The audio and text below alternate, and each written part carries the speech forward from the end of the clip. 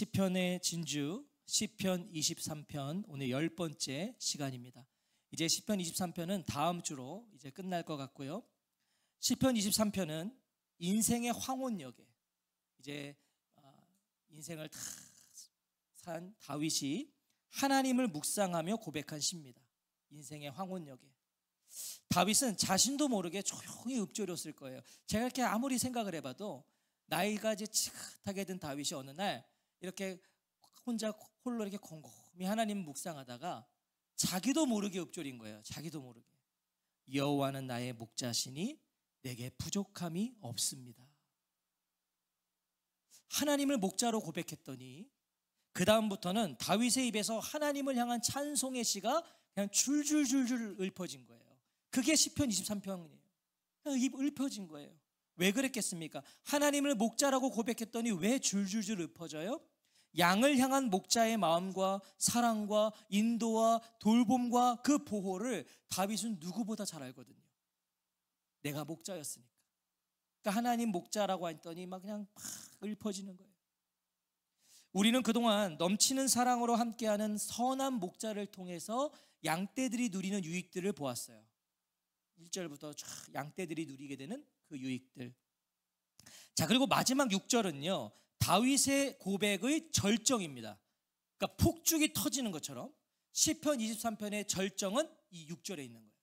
여기서 그냥 팍 터지는 거예요. 1절부터 5절을 모두 압축한 노래이기 때문이에요. 이 6절은 1절부터 5절을 다 그냥 압축한 노래. 1절부터 5절을 알면 이 1절부터 5절을 믿으면 할 수밖에 없는 고백. 그것을 지금 다윗은 선언하는 거죠. 1절부터 5절을 믿으면 할 수밖에 없는 고백. 자, 우리 6절 말씀 다시 한번 읽어볼까요? 시작.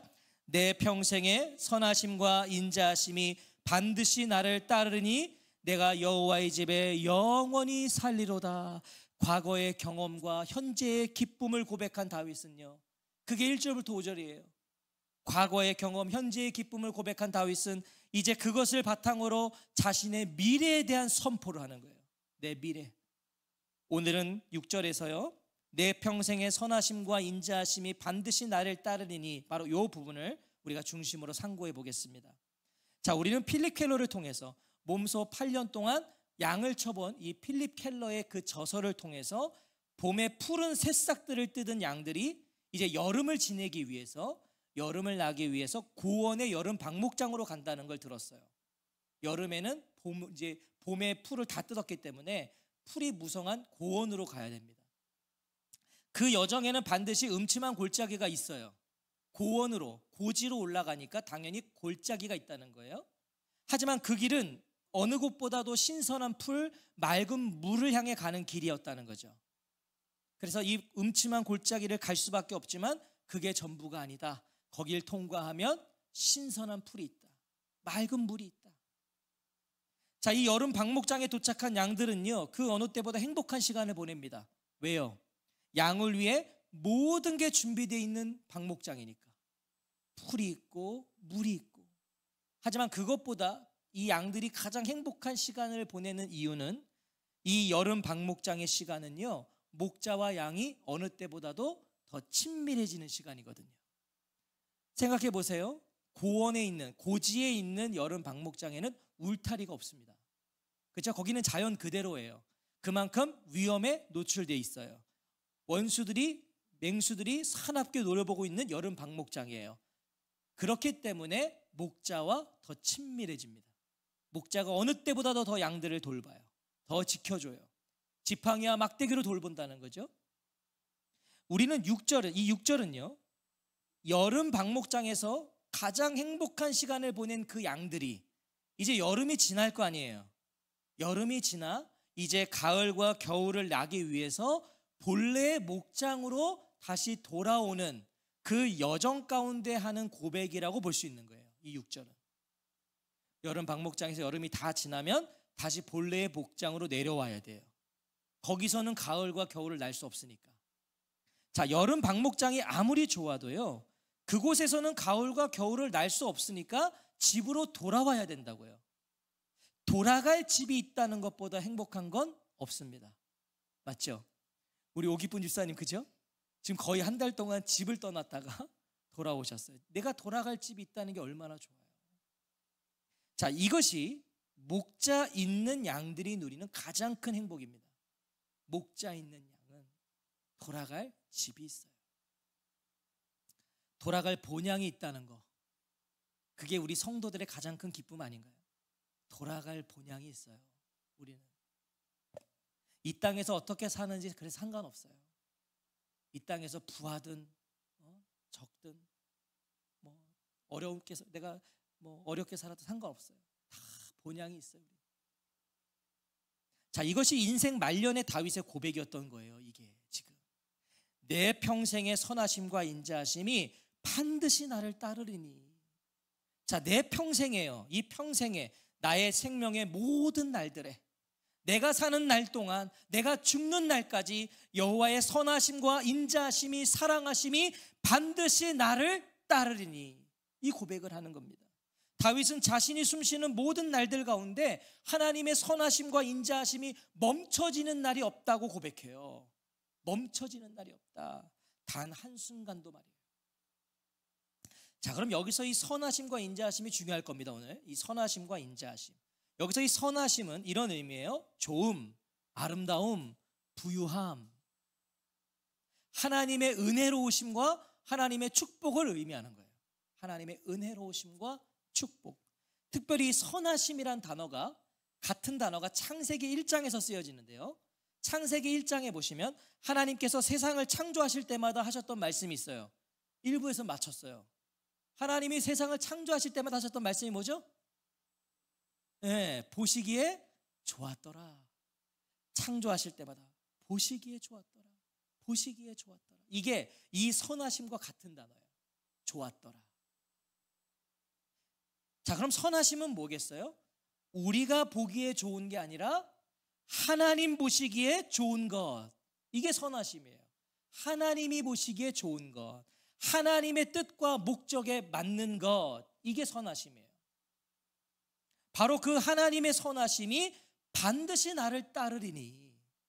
내가 좋은 게 아니라 하나님이 좋으신 걸 우리에게 그 좋으심이 따라온다. 자, 이보다 그럼 안전하고, 이보다 확실하고, 이보다 좋은 인생이 어디 있겠냔 말이에요. 하나님 보시기에 좋은 것이 나를 반드시 따라온다는데 이보다 좋은 인생이 어디 있어요? 자, 인자하심은 또 어떻겠어요? 인자하심, 이것은 친절하심, 사랑하심이에요. 친절하심, 사랑하심. 우리가 잘 알고 있는 헤세드, 헤세드가 바로 이 인자하심입니다. 이 헤세드는 이런 의미가 담겨 있어요. 자신을 숙이다. 여기서 유래된 말이에요. 헤세드, 자신을 숙이다. 그럼 뭐겠습니까? 허리를 숙여 우리를 바라보시는 하나님, 허리를 숙여 우리에게 귀 기울이시는 하나님, 그 한없는 변함없는 사랑, 자신을 숙여 우리와 함께 하시는 하나님, 바로 이분이, 이것이 인자하심이라고요. 인자하심. 이 하나님의 사랑이 반드시 나를 따르리니. 자, 뭐겠습니까? 우리의 자격이 아니에요. 우리의 그 무엇이 아니라 하나님께서 하나님 되심으로, 하나님의 자격으로 책임지시는 그 신실한 사랑이 우리에게 있는데 염려할 것이 무엇인가? 이게 지금 다윗의 고백인 거예요. 아니, 그 하나님의 그 신실하신 사랑이 나를 따르고 있는데 우리가 염려할 것이 무엇인가? 다윗의 고백이라. 그리고 다윗은 그 고백으로 오늘 우리에게도 묻고 있는 거예요. 우리가 염려할 게 뭐가 있겠냐?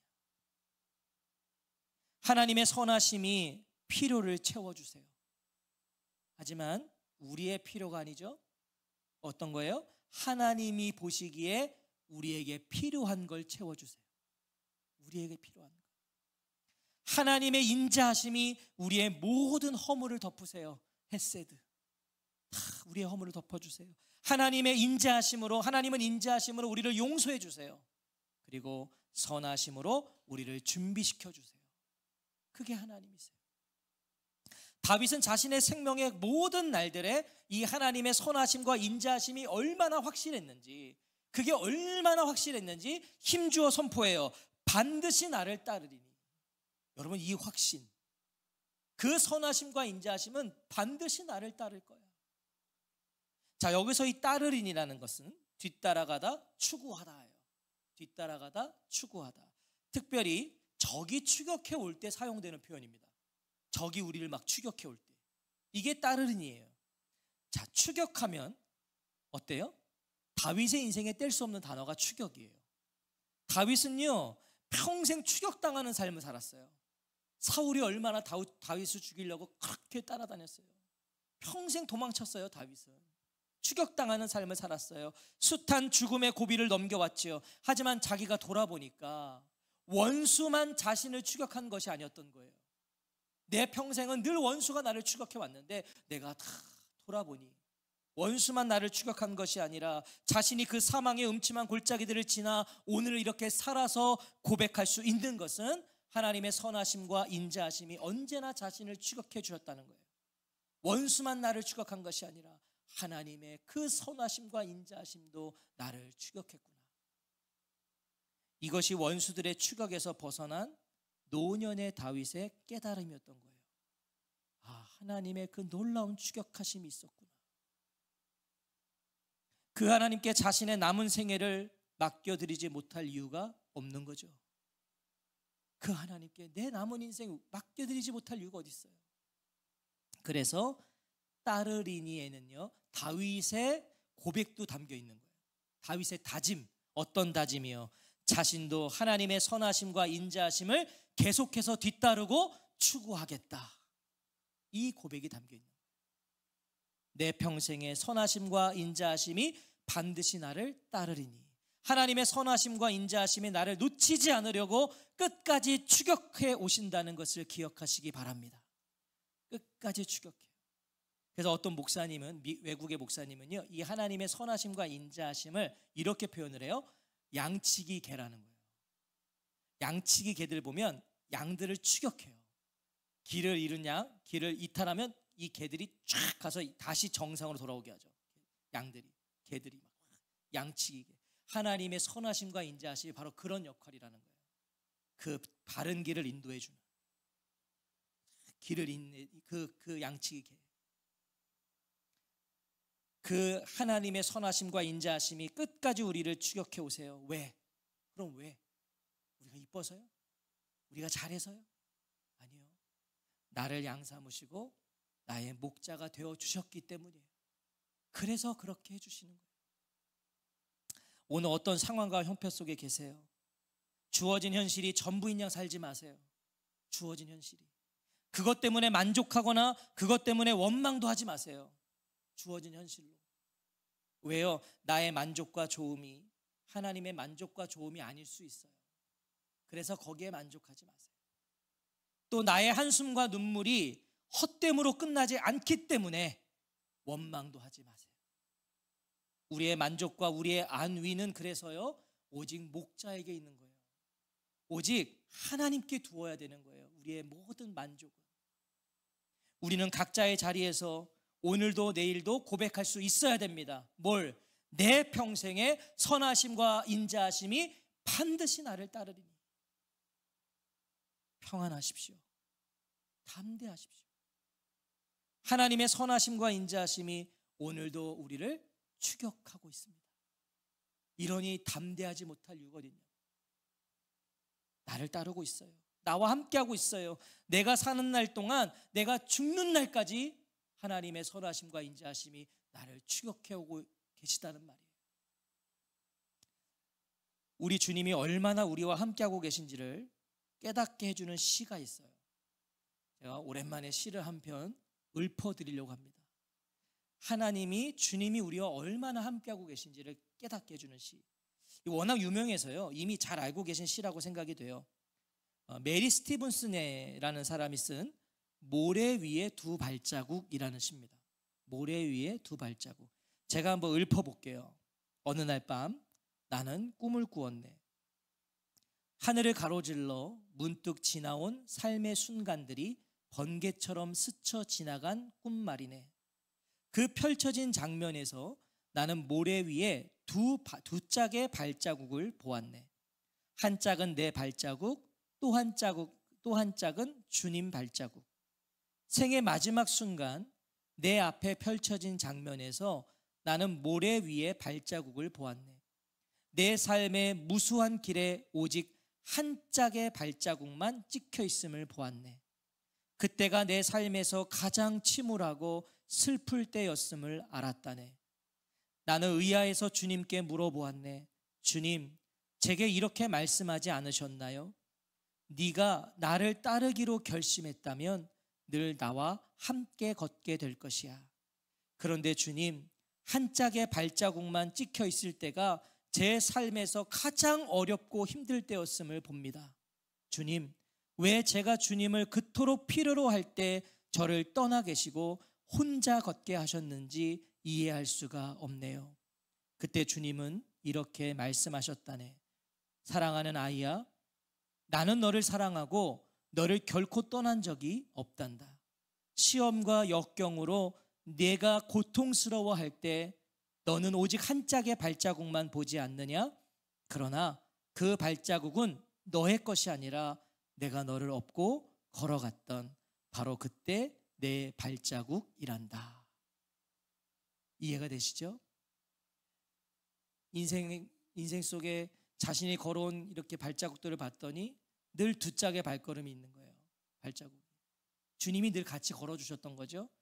근데 어느 날 딱 봤더니 한 발자국밖에 없는 거예요. 한 짝만. 그때가 근데 돌아보니까 내 인생에 가장 힘들 때, 내가 정말 눈물의 음침한 골짜기를 걸을 때였는데 발자국이 한 짝밖에 없는 거예요. 주님, 저랑 같이 하신다더니 왜 제가 가장 힘들 때는 저 혼자 걷게 하셨습니까? 그때 주님이 뭐라 그러시는 거예요? 아니, 그때는 내가 너를 업고 걸어간 거야. 자, 이것이요, 양 다윗이 만난 목자 하나님 아니실까요? 이것이 양 다윗이 깨달은 목자 하나님의 선하심과 인자하심 아닐까요? 다윗이 이걸 깨달았던 거 아닐까요? 누가복음 15장을 보니까요, 잃은 양을 찾은 목자 비유가 나와요. 우리가 수요일 날도 나눴는데, 자, 근데 이 말씀 보니까 놀랍더라고요. 이 비유 안에요, 예수님은 내 평생의 선하심과 인자하심이 반드시 나를 따르리니 라는 이 말씀과 방금 말씀드렸던 모래 위에 두 발자국을 그대로 말씀해 놓으셨더라고요. 예수님이 그대로 말씀하셨어요. 자, 누가복음 15장 4절에 보니까 너희 중에 어떤 사람이 양 100마리가 있는데 그 중에 하나를 잃으면 99마리를 들여 두고 그 잃은 것을 찾아내기까지 찾아다니지 아니하겠느냐? 찾을 때까지 찾아다니지 않겠느냐? 이 말씀이 뭐예요? 반드시 나를 따르리니. 찾을 때까지 찾아다니시는 거예요. 찾을 때까지 추격하신다. 반드시 나를 따르리니. 하나님의 사랑의 추격을 말씀하고 계신 거죠. 자, 그리고 5절에 보니까 누가복음 15장 5절에 보면 이런 말씀이 있어요. 또 찾아낸즉 즐거워 어깨에 메고. 뭐예요? 잃어버렸다가 찾은 양을, 길을 잃어 헤매다가 지칠 대로 지친 그 양을, 목자를 떠나 고생하던 그 양을 목자는 찾을 때까지 찾아다니고, 찾으면 어떻게 해요? 끌고 오지 않아요. 목자는 그 양을 끌고 오지 않는다고요. 어떻게 합니까? 어깨에 맵니다. 그리고 양의 앞다리 뒷다리를 목자가 자신의 양손으로 꽉 쥐는 거예요. 이렇게 딱 메고. 이거 뭐겠습니까? 다시는 너를 잃지 않겠다는 거예요. 내가 너와 함께 하겠다는 의미로 목자는 그렇게 짊어지고 오는 거예요. 그러니 당연히 바닥에는 목자의 발자국만 새겨지는 거죠. 어깨에 메고 오니까. 훗날 우리도 우리 인생의 발자국을 확인할 수 있다면, 그렇죠? 우리도 그런 날이 오겠죠? 주님 오시는 날 우리도 우리 인생의 발자국을 다 확인할 수 있을 거예요. 그때 우리는 우리를 어깨에 메고 걸으신 예수님의 발자국이 더 많이 남겨져 있다는 걸 확인할 것입니다. 주님이 나를 메고 나를 업고 걸어갔던 발자국이 더 많을 거예요. 사랑하는 성도 여러분, 나의 평생의 다윗의 평생에 그를 추격하고 붙들었던 하나님의 선하심과 인자하심이 우리를 향하지 않으실 리가 없죠. 다윗을 향하고 계셨던 그 선하심과 인자하심이 우리를 향하지 않을 리 없잖아요. 하나님이 그걸 가르쳐주고 싶으셔서 오늘 다윗을 통해 그 고백을 얻어내신 거고요. 그것을 성경에 기록하셔서 오늘 우리에게 남겨주신 거예요. 다윗을 통해서. 내가 다윗의 인생 속에 이렇게 한 것, 나도 오늘 너희들이 그렇게 하고 있어. 양이 목자의 선하심과 인자하심을 다 알 수 없죠. 여러분, 양이요, 목자의 마음을 어떻게 다 알아요? 양이 어떻게 목자의 그 인자를 다 알 수 있겠어요? 알 수 없어요. 하지만 중요한 건 양이 알지 못하고, 양이 이해하지 못하고, 양이 깨닫지 못하는 바로 그 순간에도 목자의 선함과 인자함은 계속해서 그 양을 추격하고 있다는 거죠. 이 양은 몰라서 오늘 또 딴 길로 가고 딴 짓을 해도 목자의 그 인자는 계속하는 거예요. 이게 중요하다는 거예요. 이게 우리가 알아야 된다는 거예요. 우리가 모르고 있을 때도 목자의 인자하심과 선하심은 추격하고 있다.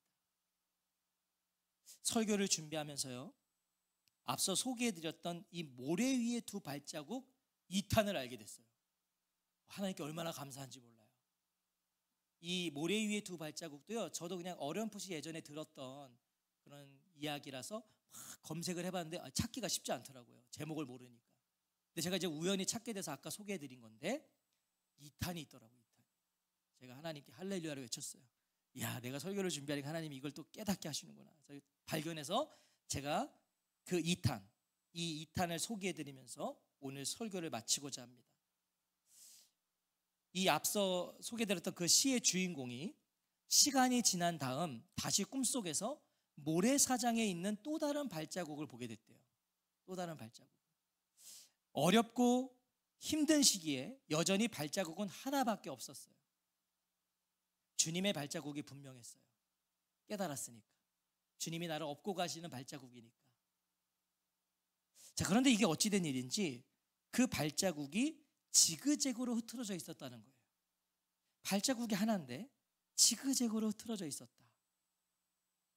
그래서 주님께 물었다고 합니다. 주님, 힘든 저를 업고 도우시느라 얼마나 고생이 많으셨어요. 저로 인해 정말 힘드셨죠? 죄송해요. 이게 이 사람이 이제 깨달은 거죠. 아, 나를 업고 다니시느라고 힘드셔서 예수님이 비틀비틀 거리신 거구나. 하지만 그때 주님이 이렇게 답하셨다고 합니다. 아니다, 얘야. 저 때는 내가 너를 업어 힘들어서 그런 게 아니라 내가 너를 업고 춤을 추며 걷다 보니 발자국이 저 모양이 된 것이란다. 이 하나님의 마음을 우리가 안다면, 이 하나님의 선하심과 인자하심을 우리가 안다면 우리도 다윗처럼 고백할 수 있지 않을까요?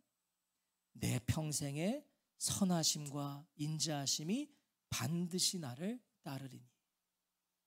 우리도 고백할 수 있지 않겠냐? 여호와의 선하심과 사랑하심이 내가 죽는 날까지 나와 함께할 것이 틀림없습니다. 이것이 저와 성도님들의 남은 인생 가운데 우리가 이전까지는 어떻게 살아왔는지 그거 중요하지 않아요. 남은 인생 가운데 끊임없이 하나님께 드려지는 고백이 되기를 우리 주의 이름으로 축원합니다. 오늘 이 다윗의 고백이 저와 성도님들의 고백이 되시기를 우리 주님의 이름으로 축복합니다. 아멘.